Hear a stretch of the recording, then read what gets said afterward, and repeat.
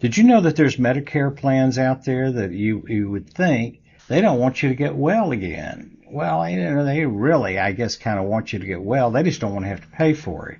Yeah, there's plans out there like that, and if you've never thought about that before, if you've never run into it before, then you need to open your eyes. This is Bob Vineyard, your Medicare expert with the Georgia Medicare Minute.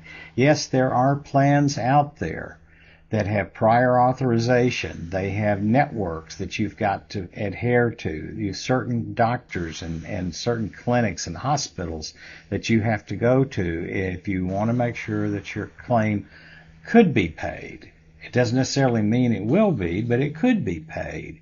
And these are things that you're not going to find out until it's too late. You're right in the middle of a crisis, a medical crisis, and you come to find out, well, gosh, this doctor that I was referred to doesn't take my plan. This hospital doesn't participate in my plan.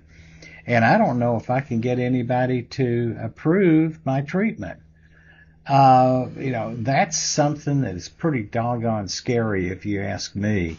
Original Medicare doesn't do it that way. Original Medicare says if your doctor says you need this test or you need this procedure, well, you're going to get it, and Medicare will cover it. That's just the way it is, because they say, well, if your doctor says it's medically necessary, we're not going to argue with your doctor. The Medicare replacement plans, Medicare Advantage plans don't adhere to that theory at all, because while they want you to get well, they don't want to pay your big bills. So they're going to find all kinds of ways not to pay them. This is Bob Vineyard, your Medicare expert with the Georgia Medicare Minute. You take care. Have a great day.